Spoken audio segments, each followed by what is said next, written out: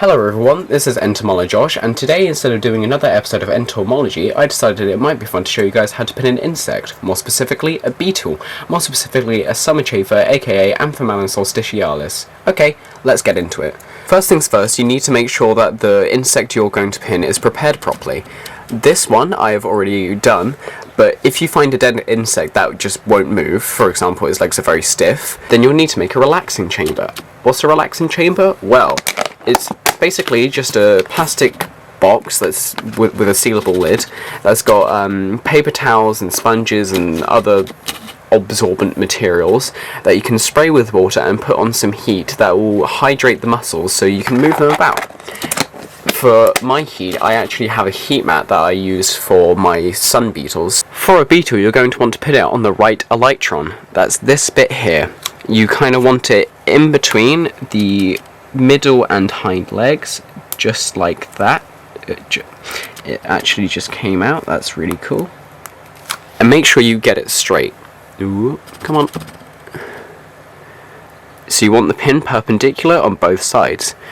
You can see I just about missed the hind leg.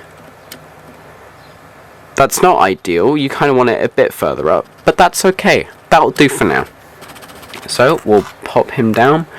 Push the pin in. Well, not all the way. You want about this much coming out the top, and then what you need to do now is get some more pins and just adjust the legs and other body parts until it looks natural. I like to use tweezers because I have bad motor control. And then just pop it down in the position where you want it. It can take a while, but you just gotta have patience. Sometimes it can be difficult to get the legs to go where you want, so you can brace the body to make sure it doesn't move, and then just pull at it with your tweezers. If it's a smaller insect, the legs are going to be a bit more brittle, so I wouldn't recommend pulling out their legs and stuff with tweezers. This might take a while, so I don't really know what to fill the space with. Oh yeah, you can tell I'm nervous on camera, can't you? Haha. Ha ha ha. Not fake laugh at all. Bam. Also, please make sure they are dead when you pin them.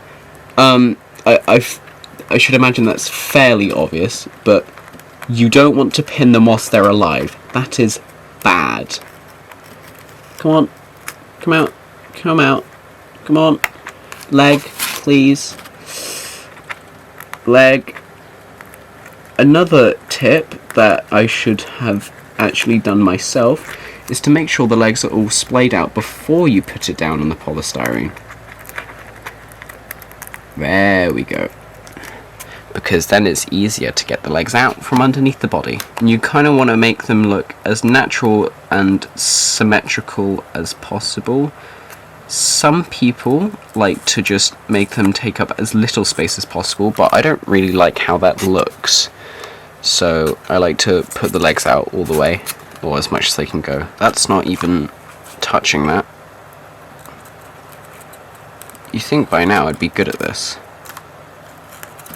having done over 300 of these things. 300?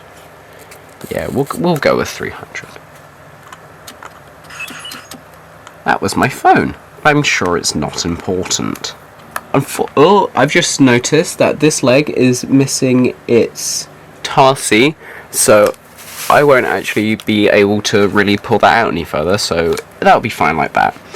And here's his little antenna. I'm pretty sure it is a male due to the lack of a thing at the back. I will probably edit in me saying I'm stupid or something when I find out that it was indeed incorrect. I think that just about does it for pinning that. It's pretty easy, to be honest. It's just about getting the looks that you want and having it look nice, really. You should leave it to dry out for about a week, at which point you can remove all the pins and then it will stay in place. Anyway, thank you for watching. I hope you enjoyed, and please subscribe if you learned something new. Thank you very much for watching. Goodbye.